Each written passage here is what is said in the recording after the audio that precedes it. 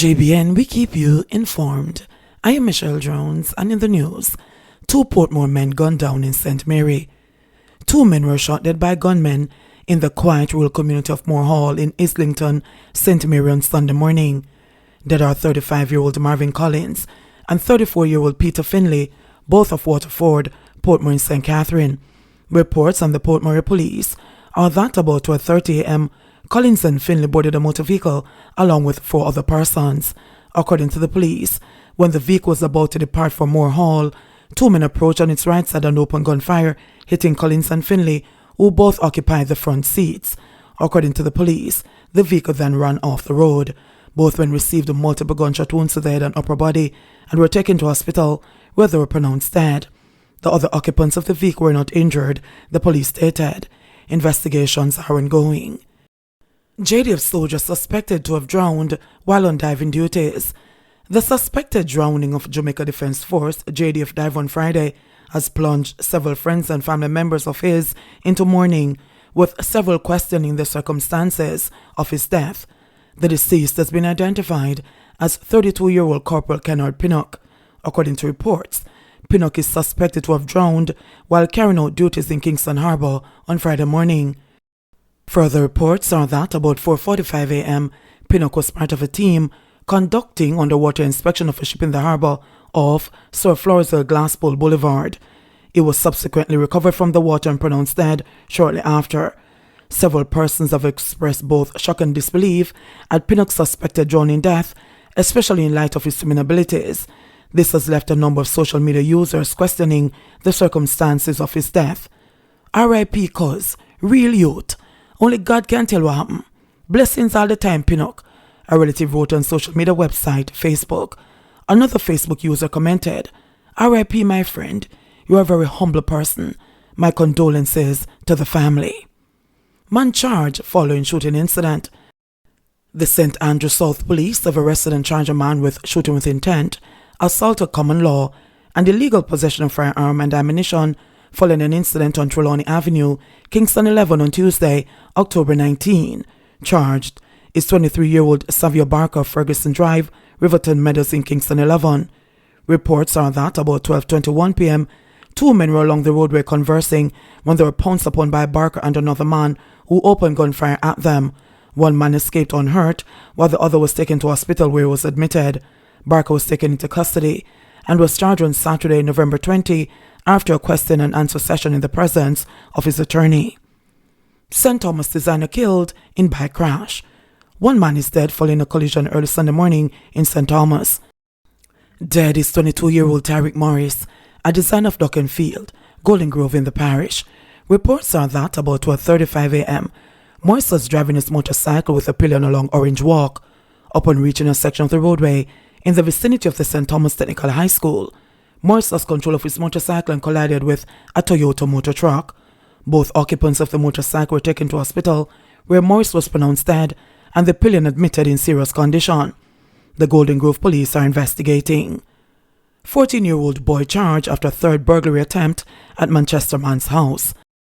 Lawmen assigned to the Christiana police arrested and charged a 14-year-old boy with housebreaking and larceny following an incident in Colbert District, Christiana in Manchester on Wednesday, November 17.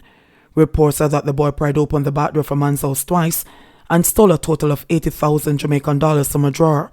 He then attempted to break into the house a 3rd time when he was caught. The police were summoned and he was taken into custody. The young man was charged after a question and answer session was conducted in the presence of his parents and attorney. He is to appear before the Poorest Children's Court on Tuesday, December 7. Duane Park residents hope SOE will make them safer. Duane Park hot. Many residents have uttered those same 3 words, convinced that the state of public emergency SOE instituted in the St. Andrew South Division last Sunday was long overdue. Residents pointed to a series of events over the course of the last 3 weeks in the community which have forced them to subscribe to a strict work-to-yard lifestyle, as gunshots have become an unwelcome nightly feature. 3 weeks ago, residents peered through windows nervously when they saw a car go up in flames after being lit by men. According to a police source, armed thugs residing in the community visited the home of a man suspected to also be a crime player and demanded that he come out and face them.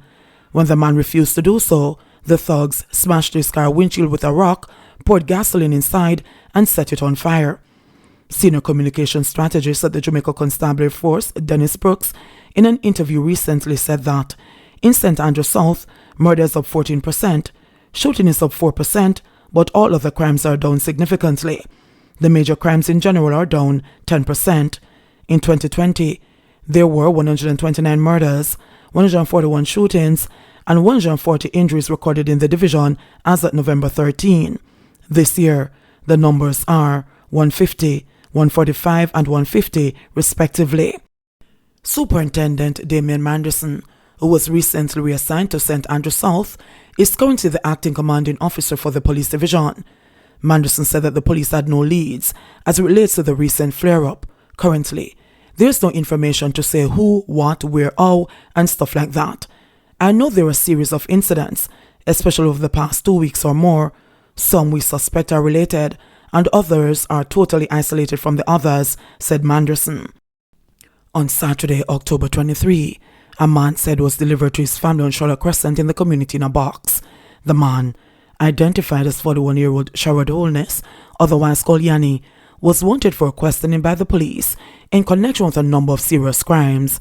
It is believed that he was killed in Spanish Town, St. Catherine, decapitated, and he said then placed in a box and left in a space outside the apartment complex in which his family lives on Charlotte Crescent.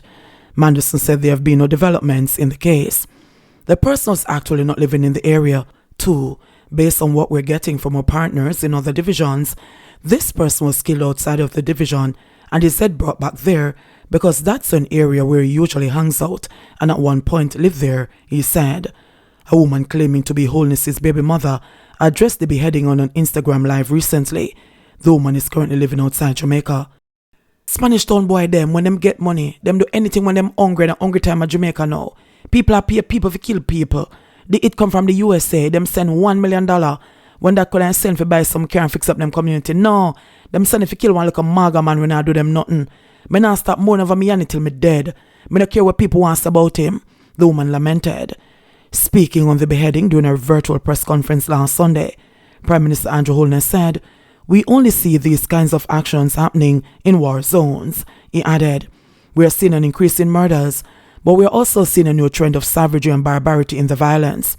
On October 7, 5-year-old Danik Salmon was murdered while she slept at her home in New Haven about 1 a.m. Police reported that the incident was as a result of a shootout between gunmen, which was the latest in a series of attacks taking place between gangs. Residents said that following all these happenings, they are living in fear. Manderson said if they are fearful, then they have reason to be fearful. As a police officer, being exposed to crime and violence in different areas, it might become somewhat numbing or the norm to see that, but for somebody else, it's not the norm, so I can't deny the fear factor if it exists. But what we've been doing as a policing body is that we continue our intervention activities within that space. We continue to have walkthroughs, we continue to have our patrols, and our community safety and security team is actively involved in that space. In fact, even as we speak, the deployment is very heavy, from mobile to foot patrol. These activities, he said, are to primarily reassure residents of their safety and to deter acts of crime. 75 new COVID cases in Jamaica, 2 more deaths reported. The Ministry of Health and Wellness reported 75 new COVID-19 cases and 2 deaths on Saturday, November 20, bringing the local infection total to 90,705 and total deaths to 2,358. The new cases comprise 46 females and 29 males, with ages ranging from 9 months to 85 years. The cases were recorded in St. Catherine 27, Kingston and St. Andrew 22, St. James 9, Westmoreland 5, St. Mary 4, Hanover 4, Portland 1, St. Anne 1, St. Thomas 1, and Trelawney 1.